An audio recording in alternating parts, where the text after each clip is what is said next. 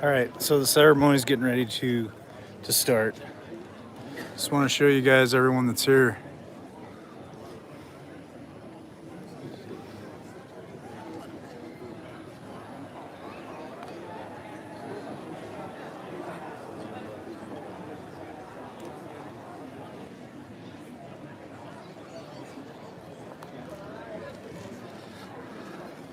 All right. I got I got Mustang Medic here with us. Editing right now. So Look, I'm posting your video right now. I'm taking your link, Liberty Warrior, right too. Is that right? Yep. Yeah, Yep. I'm literally, while you're live streaming, I am posting this on you. So you guys are I haven't asking even done about the, I him. haven't even done the the mug shot yet. Everyone's saying Mustang Medic's here with you, and I said, yeah, I know. We've already talked. So Yeah, here you guys go. I literally just posted a video on Liberty Warrior right now on Mustang Medic, so check it out. Check it out on Mustang Medic. He just posted on his YouTube channel, guys. That was unexpected. All right, this thing's gonna kick off here in just a couple minutes. My battery's about to die too. I got like 2%. Dave, I gotta call you back. I gotta call you back.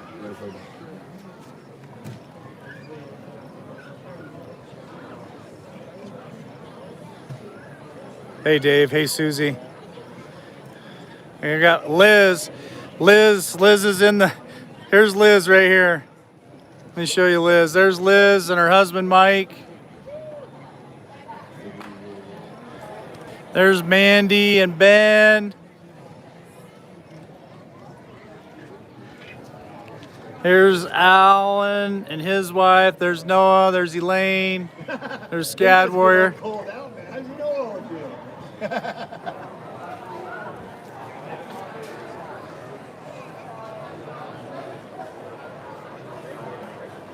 Hey, Pixie. Hello, Superfoods. Hey, Jennifer. Hey, Jeff. Wish you guys were here with us. It's going to be a great show. It's going to kick off here in a minute. Hey, Shane. You should be here with us, Shane. I know you were tired today. That's all right. Hey, Deanna. Hey, Jesse knows best.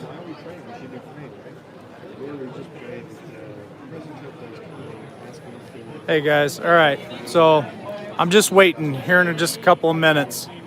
We're going to go live. They're going to start the ceremony. They should have the national anthem. They're going to recognize some veterans for us, so that's going to be amazing. I think there's going to be a short little movie clip too as well, and then they'll kill the lights. It'll go black, and then they'll hit the monument up there. So that's going to be really. Hey, Jersey girl. Hey, Steve.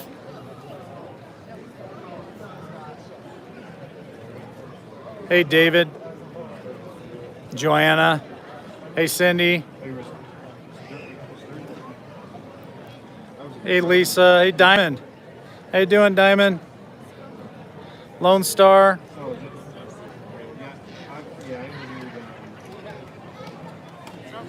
Sheriff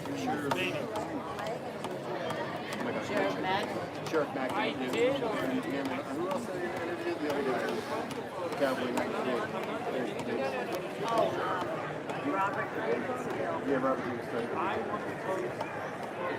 They recognize. Won't let me rotate. No, I haven't seen him. I heard rumors that he was around, but I think it's Hey, Terry, Lisa. Hey, Anna. Hey, Brenda. Hey, Tammy. All right, guys, it's just a couple of minutes. They said right at 9 o'clock they're going to kick this off. I don't know what time it is right now, but no, it's got to be real close to 9. Yeah, Tampa was making a big deal because I didn't have any expertise. Hey, I'll go get Mandy real quick. Mandy will always likes to talk. What? We're not even on. What the hell? I broke your camera. There we go. Hi, guys. Happy 4th of July, everybody. There's Ben, her wonderful husband. 4th of July. We'll go get Liz. We'll go get Liz. But I have flat hair. That's okay. Here's Liz. Hi, everybody. Here's her Hello. husband, Mike. Hello. See? All right, they're getting close. Yeah.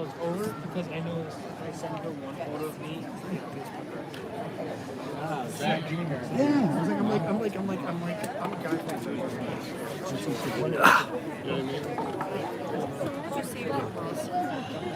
Watford. Watford. Yep. There's Elaine. Hi.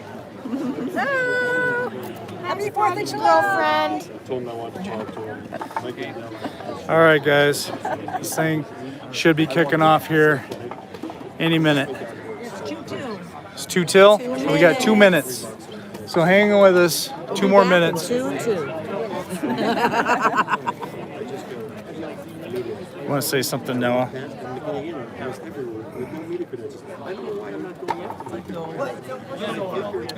It's been a long day. Tell everybody what you got to do today. What'd we do? What'd we do right over the top of the monument today? We went on a helicopter ride and we saw Mount Rushmore. Yeah, we got to fly up, about 300 feet in the air in a helicopter for about 10 minutes. Yeah. We did that with Scad Warrior 2. And then Christine and Elaine and Adnine got to go in the other helicopter. That was pretty fun. So yeah, we took the helicopter ride today, which was super amazing. I'm going to try to download those here shortly, but I don't have much battery, so we'll see how long I can make it through. This ceremony.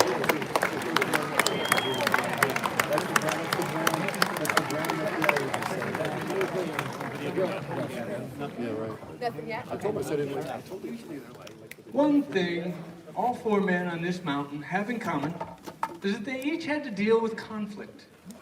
Now, wars are the type of conflict won or lost through armed conflict, but the wars of ideas require a different approach.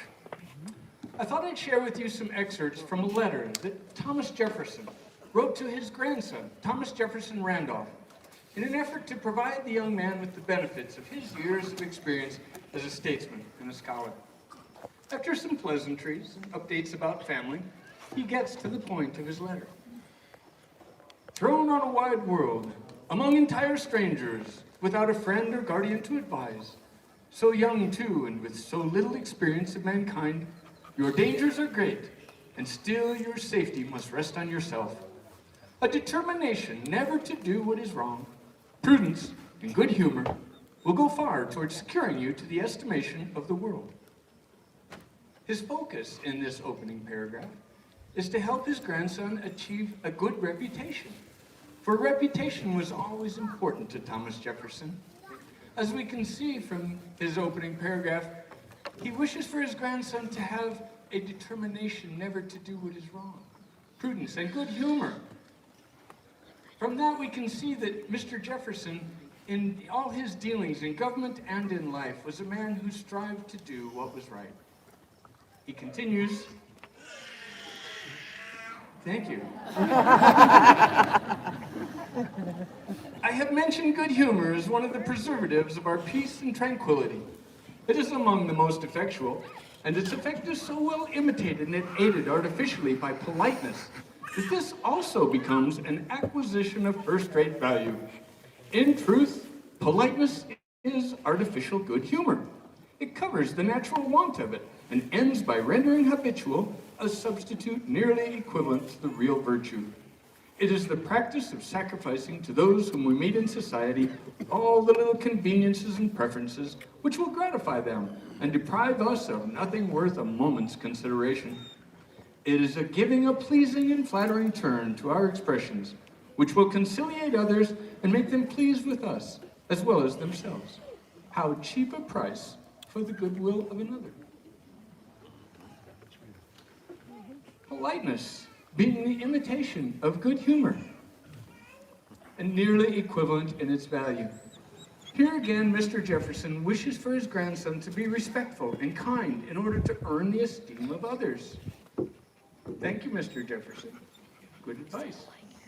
But aren't there times when we encounter others who seem clearly unreasonable? How does he propose to deal with them? Well, in stating prudential rules for our government and society, I must not omit the important one of never entering into dispute or argument with another. I never saw an instance of one of two disputants convincing the other by argument. I have seen many on their getting warm, becoming rude and shooting one another. Conviction is the effect of our own dispassionate reasoning, either in solitude or weighing within ourselves dispassionately what we hear from others, standing uncommitted in argument ourselves.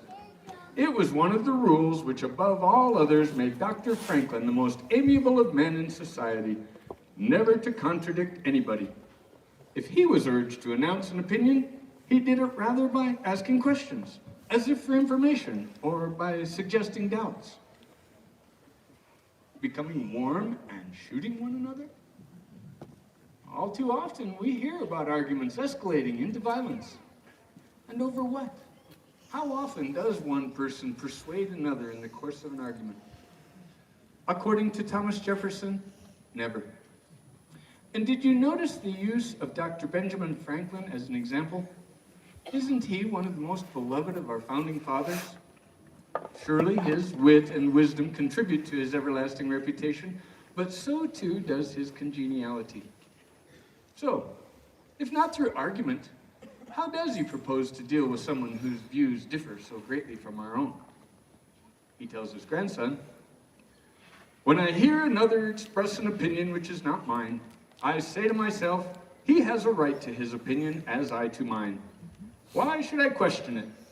His error does me no injury, and shall I become a Don Quixote to bring all men by force of argument to one opinion?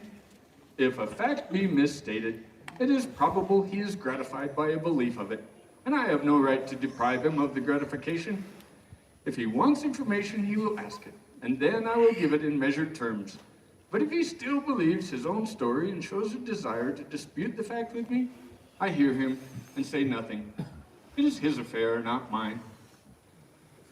So, once again, don't argue. Leave it be. It is not a surrender to allow another opinion different from yours, merely an accommodation. Who knows, given enough time and the same news information available and information, perhaps he'll come around to a different conclusion. If not, leave him be.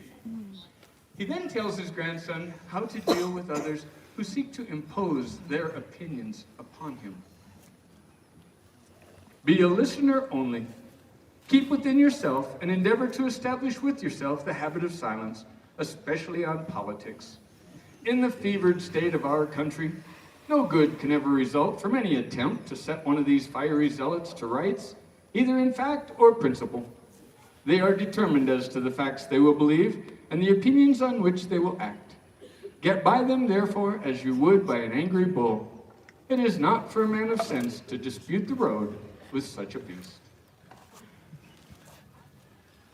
So, while he allows others their opinions, he clearly does not think too much of those that would seek to impose their opinions on others. Amen. Does he worry, however, about what damage such others might try to do to his reputation, something he places so much value in? He does not. My character is not within their power. It is in the hands of my fellow citizens at large, and will be consigned to honor or infamy by the verdict of the Republican mass of our country, according to what themselves will have seen, not what their enemies and mine shall have said. Never, therefore, consider these puppies in politics as requiring any notice from you, and always show that you are not afraid to leave my character to the umpirage of public opinion. Ah, what courage it would take to accept criticism with such humility and grace. For we know that Thomas Jefferson had his detractors. Some wrote scathingly of him, his policies. And yet, time has borne out his idea regarding his reputation. His contributions to our nation have earned him a place of honor in our nation's history. Finally, he closes with these last recommendations. Look steadily to the pursuits which have carried you to Philadelphia. Be very select in society you attach yourself to. Avoid taverns, drinkers, smokers, idlers, and dissipated persons generally, for it is with such that broils and contentions arise, and you will find your path more easy and tranquil. The limits of my paper warn me that it is time for me to close with my affectionate adieu, Thomas Jefferson. It is now time for me to close my entreaty as well.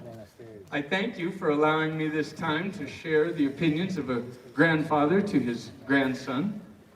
It is my hope that since the grandfather was none other than the esteemed Thomas Jefferson, writer of the Declaration of Independence, friend of Dr. Benjamin Franklin, originator of the Lewis and Clark expedition and sage of Monticello, that you will give these insights credence, and perhaps by doing so, our public discourse might be improved. If not, well, I wish you nothing but the best.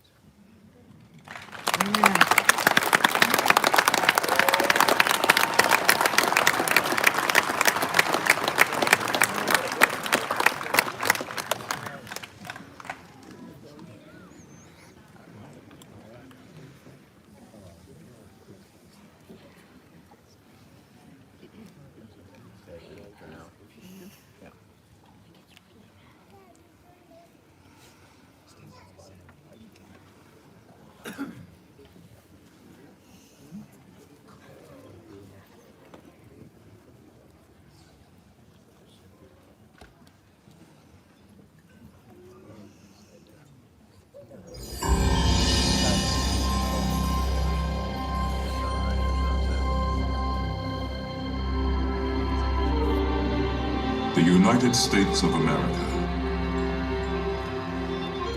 It's hard to imagine, but not long ago, this great land of ours was pure wilderness.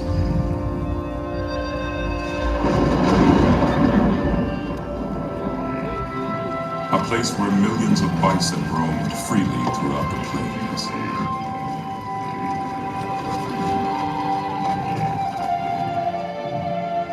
And those who lived off the land revered it as sacred ground. Yet this country would face a dramatic change, quickly becoming the most advanced nation in the world, in technology, in peace, and in power. From its inception, the United States has shaped itself under the guidance of strong leaders. Leaders who have taken risks, stood up to adversity, and never let go of their vision for a better country.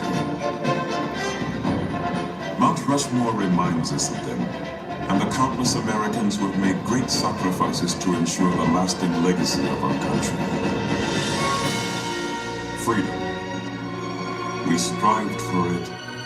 We died for it. We live for it.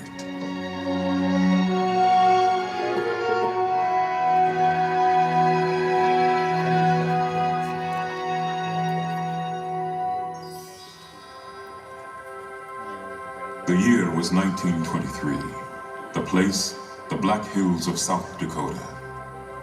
State historian Doane Robinson proposed that these granite outcroppings could be the site of an enormous monument dedicated to the heroes of the West, such as Lewis and Clark and Chief Red Cloud. But commissioned sculptor Gutzon Borglum had a different concept in mind. Borglum was a passionately patriotic man and believed that a more fitting tribute should honor the American experience. A memorial that would represent our ideals, our dreams, and our accomplishments as a country. A memorial that would convey a spirit of patriotism. Borglum chose his canvas carefully, the giant granite rock face of Mount Rushmore. And in 1927, work on the mountain began.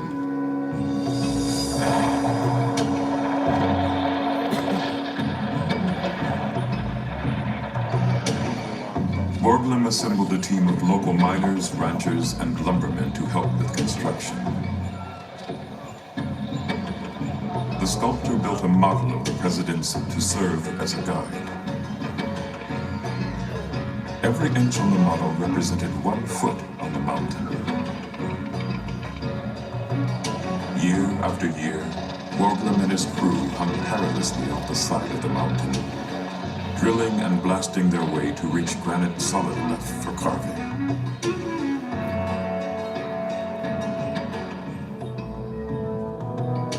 It took 14 years and nearly $1 million to complete the 4 60-foot faces.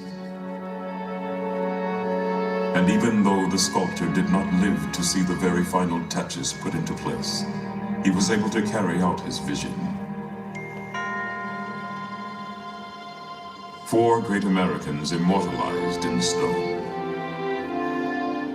symbolizing the democratic society in which we live, the struggle for our independence, the fight for our freedom, and the sacrifices we have made since our country began more than 200 years ago.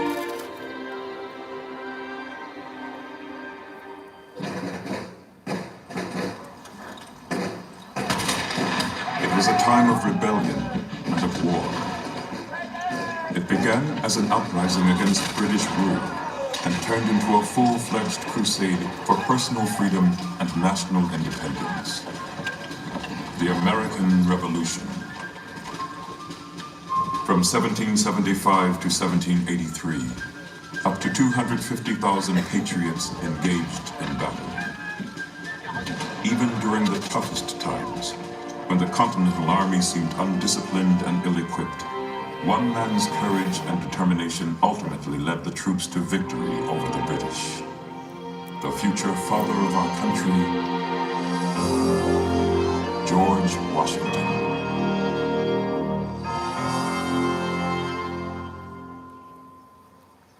Born and raised in colonial Virginia, George Washington grew up to be a firm believer in American independence. Even though his heart yearned for quiet family life at his Mount Vernon home, his deep commitment to the Republic made him answer the call of his country time and time again. As general, Washington became an instant hero throughout the colonies. The public was so enamored with him that many people wished that he become king. But Washington scoffed at such an idea.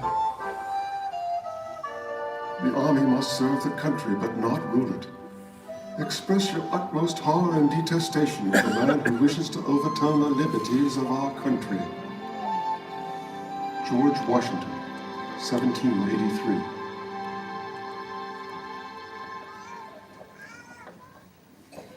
It was this kind of insight and integrity that made him the perfect person to oversee the creation of a new federal government. With no blueprint to follow, Washington kept the colonies united and on course during the infant years of this nation.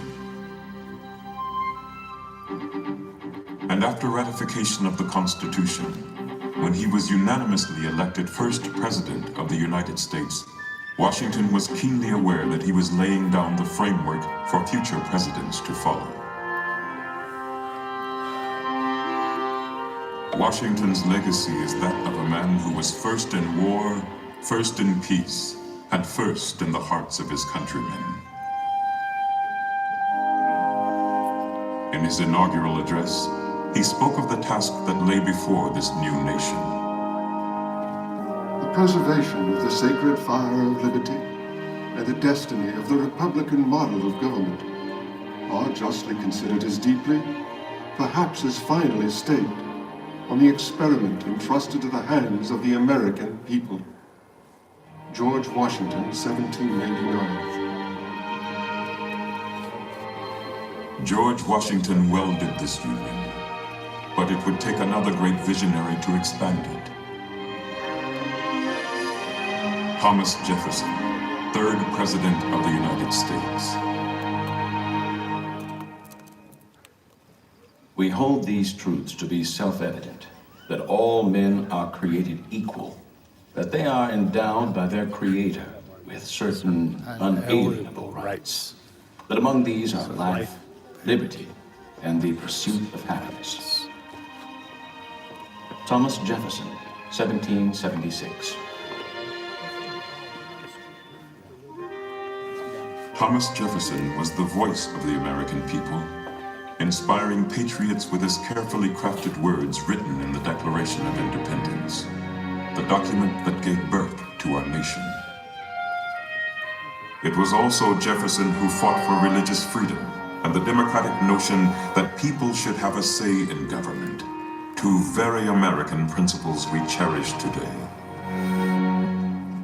Thomas Jefferson always thought of himself more as a scientist or scholar than as a politician.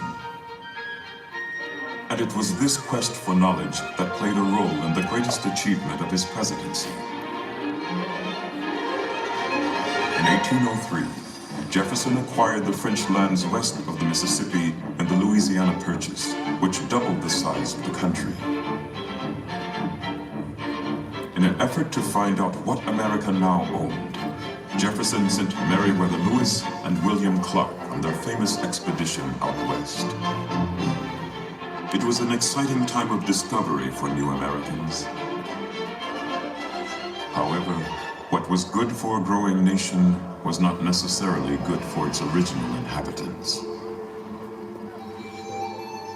During this time of expansion, many Native Americans were uprooted from their homes and hunting grounds and pushed farther west. But during an address to a group of Cherokee chiefs, Jefferson prophesied about future relations between natives and new settlers. I shall rejoice to see the day when the red men, our neighbors, become truly one people with us, enjoying all the rights and privileges we do, and living in peace and plenty as we do, without anyone to make them afraid, to injure their persons, or to take their property, without being punished for it according to fixed laws. Thomas Jefferson, 1808. Jefferson's dream was slow to be realized as conflicts between the U.S. government and Native Americans set off a chain of events that dramatically reduced Native populations throughout the 19th century.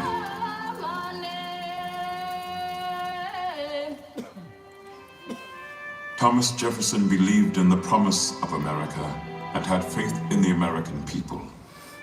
But this faith would truly be tested nearly 60 years later, when the Republic came dangerously close to unraveling. The Civil War was the most tumultuous period in American history. The differences between the states had deeply divided a nation, pitting brother against brother on American soil. But it was the determination of one man to keep the United States united. Abraham Lincoln, our 16th president. Abraham Lincoln was a self-made man of great character, a frontiersman who came from humble beginnings. When Lincoln was inaugurated in 1861, he faced more adversity than any other president in U.S. history. Many southern states had withdrawn from the Union. And even though Lincoln opposed war, he warned the South in his inaugural address that he would take whatever measures necessary to stop the rebellion. In your hands, my dissatisfied fellow countrymen, and not in mine, is the momentous issue of civil war. The government will not assail you.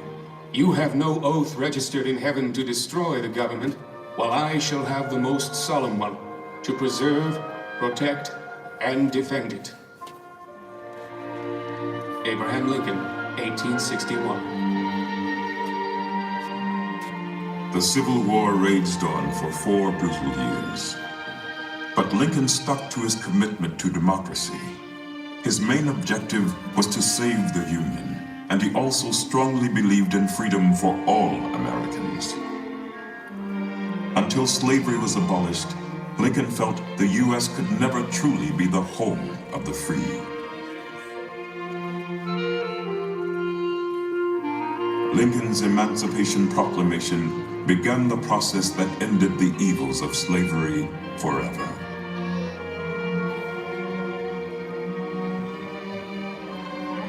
Over 500,000 Union and Confederate soldiers lost their lives in the Civil War.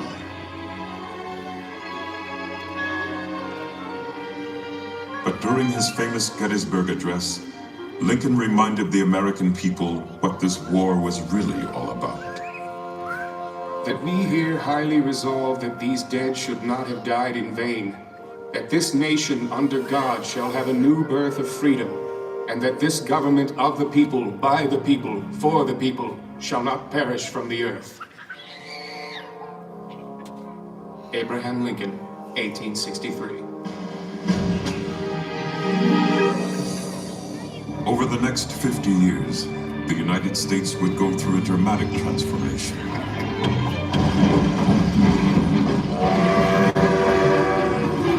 The year 1900 was coming around the bend, and America was turning from a rural republic to a budding industrial power.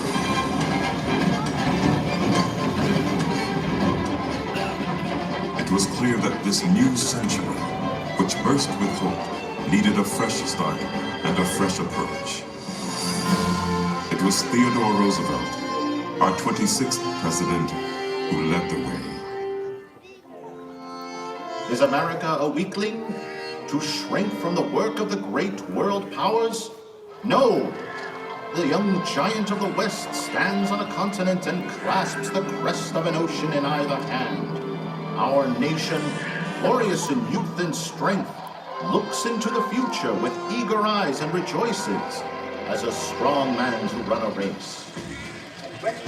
Theodore Roosevelt, 1897. He was energetic, he was robust, and he was eager to show the world that America was a force to be reckoned with. Theodore Roosevelt believed in the strenuous life. Frail and sickly as a young boy, he overcame his illnesses and grew up to be a naturalist, a cowboy, a war hero, an author, and President of the United States by the young age of 42. His vigorous outlook on life transferred to the Oval Office. Roosevelt was a man of action. He promoted economic freedom and was a friend to the working class, protecting their rights against big business and what he called the criminal rich.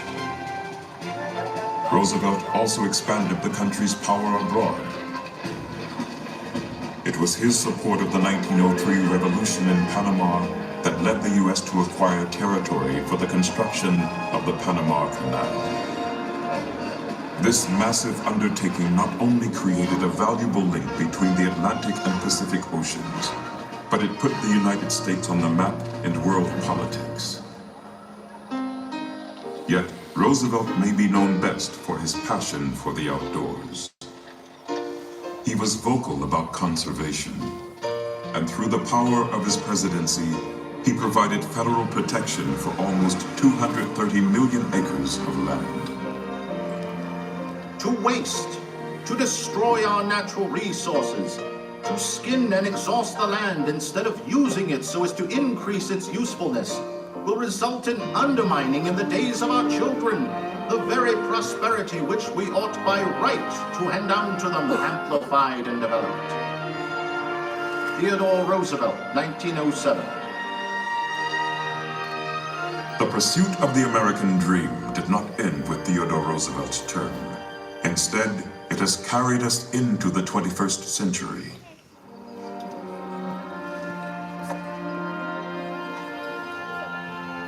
Throughout history, countless Americans have made great sacrifices so that we can enjoy the freedoms of this land. The only thing we have to fear. I have a dream today. Ask not what your country can do for you. The same freedoms guaranteed in our Constitution and Bill of Rights. The same freedoms millions of people have sought since the first immigrants arrived over 200 years ago.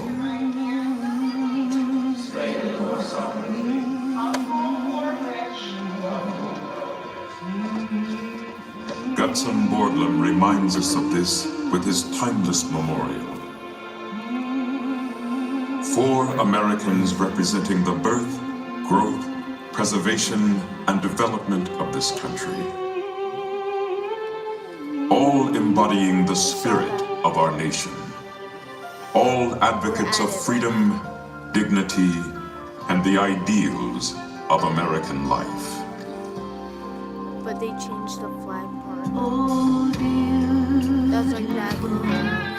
For spacious skies, forever waves of rain, for purple mountains, majesties above the fruited plain.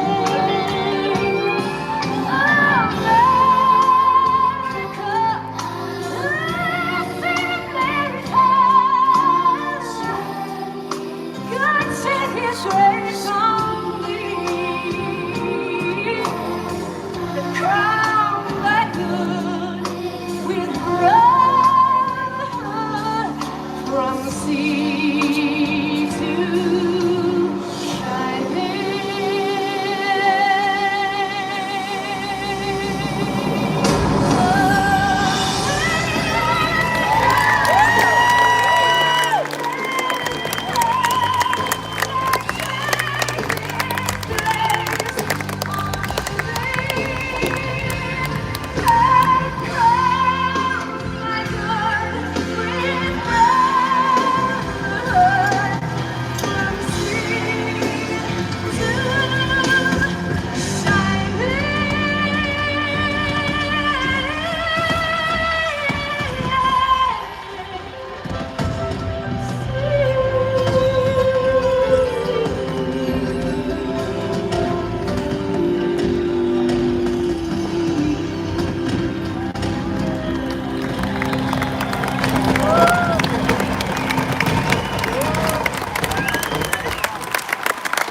Ladies and gentlemen, please rise and join in singing America's national anthem.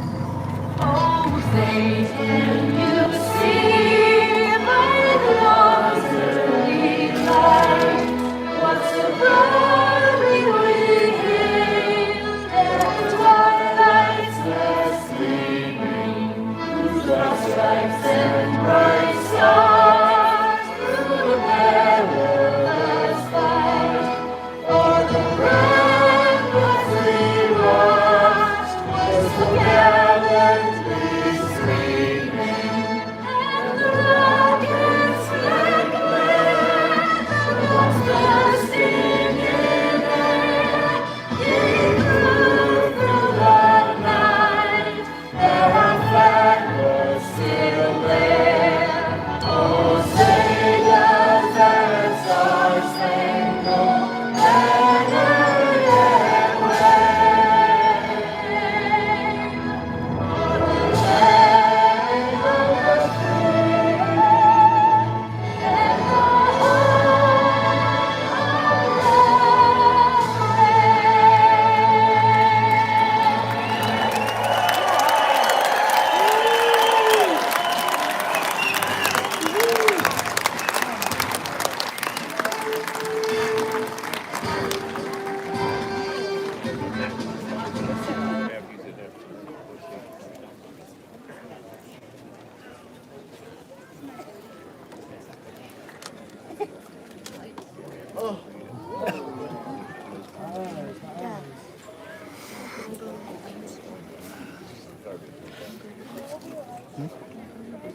Yes.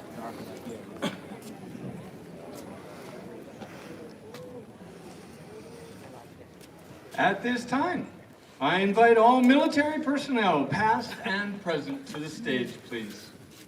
If you are unable to come, please appoint someone to represent you.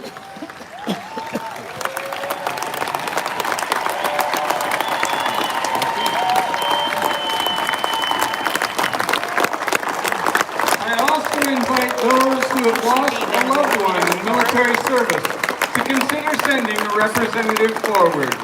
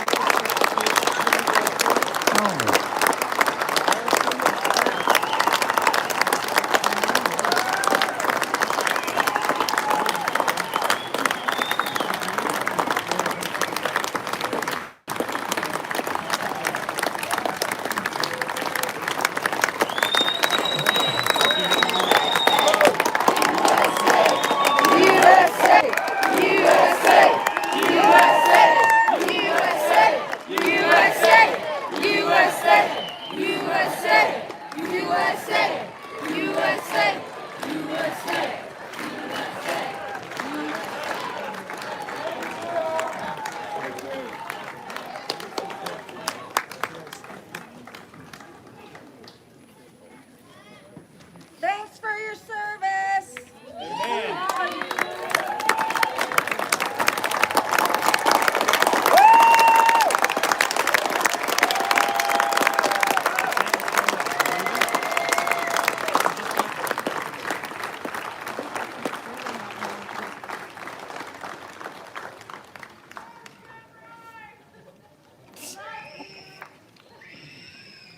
Wonderful. This is the largest grouping I've seen since I've been here.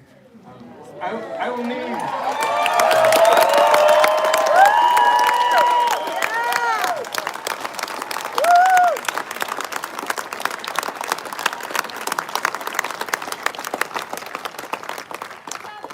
I would like 7 volunteers to come forward to help me with the lowering of the flag, please.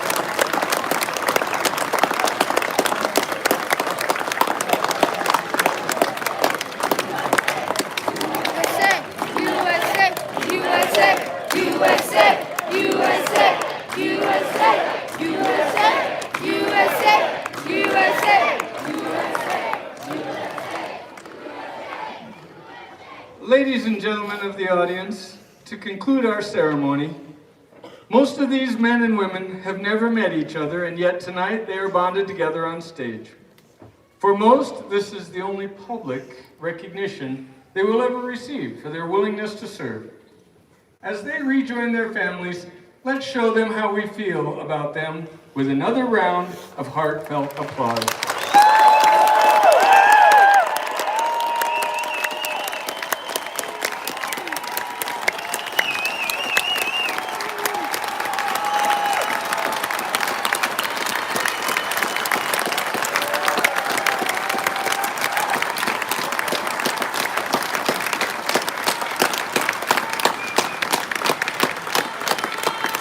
I've been asked to find the oldest veteran amongst us.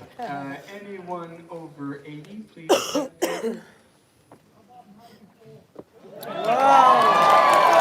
about 94? 93.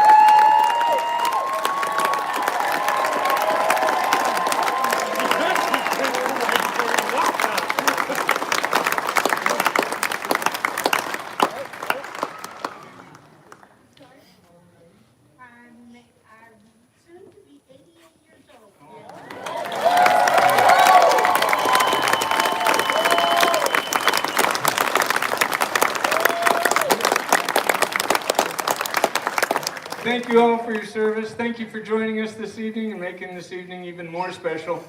Please be careful as you go down. These steps aren't always obvious because of the bright lights, so I don't want any of you to fall. Thank you so much.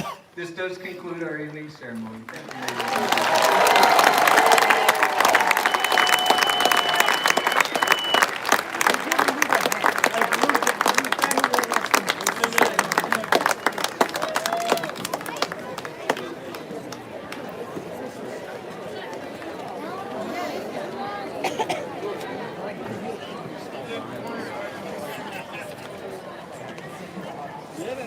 Where's Tom? I thought there was going to be a ceremony.